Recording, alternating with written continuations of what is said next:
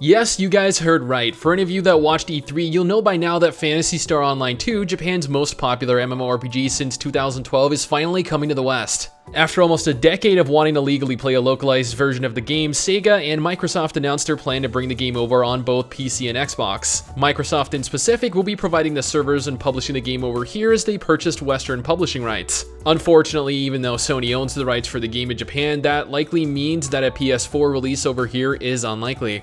Microsoft stated that PSO2 will be launching in spring 2020, and unlike every other MMO port in the history of forever, they have confirmed that we will get the full version of the game as opposed to being years behind in content. Yep, every single patch, every single piece of story content, everything will be ported over along with the game. We're not going to be far behind the official Japanese version at all. One thing I am a little concerned about, however, is all the cosmetic items and events. PSO2 has collaborated with so many games over the years, rewarding you with game-themed outfits and other aesthetic items, but getting the rights to use them over here in the West is near impossible. So it stands to reason then that a lot of the themed events in-game will be unavailable to us, but Microsoft did promise that all the content, their exact words, will be available. So what is their goal then? To bring every piece of cosmetic item over? To have every non-PSO2 themed event forking out millions, tens of millions of dollars to other gaming companies to have them available in-game? Yeah, that's a little unlikely, but at the same time, it's too early to say. As mentioned, PSO2 will be launching on an Xbox and PC. Microsoft also went on to confirm that there will be full cross-play functionality between the two platforms. That means that you can play on your PC while your friend plays on their Xbox. But then comes my next concern, and I'm sure the concern of many current PSO2 players. The Japanese version of the game is currently available in Japanese, not English. If Sony ever had plans to bring the game over in the last 8 years, then they would have, and it would have been available for the PS4. Now, as Sony had no interest in a Western release, and both Sony and Microsoft are, well, competitors, it seems likely that no character progress will be transferred over. This means that players that have been playing PSO2 for years now, making progress, leveling, gearing, obtaining outfits and gear, will have to start completely from scratch. To play the official English version of the game, you'll need to abandon all progress made over however long you've been playing. That isn't the only issue with this though. The fan-translated patches provided by Ark's Lair will be met with a lot of legal issue from Microsoft. I don't see Microsoft allowing a fan project like Ark's Lair to continue to provide potential players and customers with access to a version of their game they now own the rights to and could monetize. So then what happens to Ark's Lair and the year's worth of effort they've put into the game?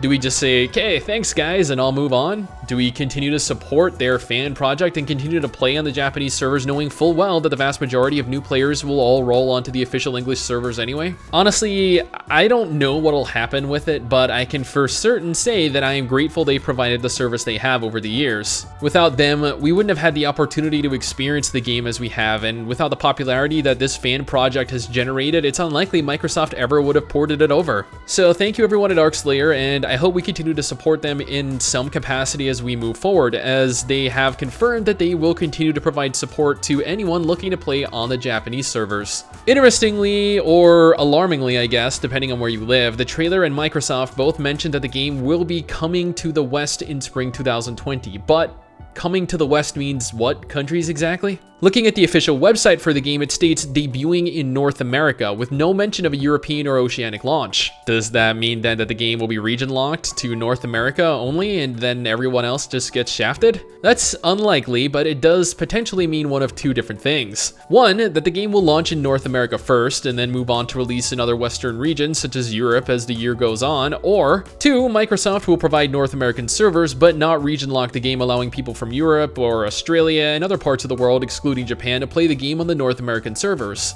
This naturally would mean that everyone outside of North America would have latency issues, so I'm honestly hoping that this is not the case. My hope is that Microsoft, with all the money that they have, opt to open the game worldwide with servers located in various countries, supporting the community that has supported the game all these years. But that's just my hope. Realistically, so long as everyone can play together, I can't complain, especially since it will have been 8 years since the game launched in Japan when they finally get around to releasing it. The game is also confirmed to be coming out completely free-to-play. No buy-to-play, then going free-to-play BS that South Korean publishers seem so fond of doing these days. Not pay-to-play like WoW or Final Fantasy XIV, completely and 100% free-to-play, meaning freely accessible to anyone and everyone on both platforms. I am excited, really, really excited. I think PSO2 is one of the best, if not the best, anime MMORPG available anywhere. I've always been upset that Sega never brought it over and localized it. I've mentioned that many times in the past. So now that Microsoft is finally bringing it over, I have hope that they will actually do the release justice and provide us with a product that we all end up enjoying. This is how you bring an MMO over from the East. This is how you go about publishing an MMO. I have a few concerns, a few very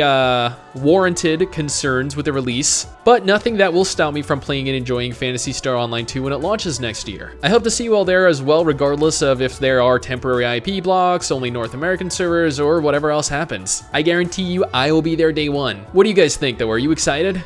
Anyway guys, that is it for me. Thanks for watching. Don't forget to subscribe for more content like this, and I'll see you all next time. Peace.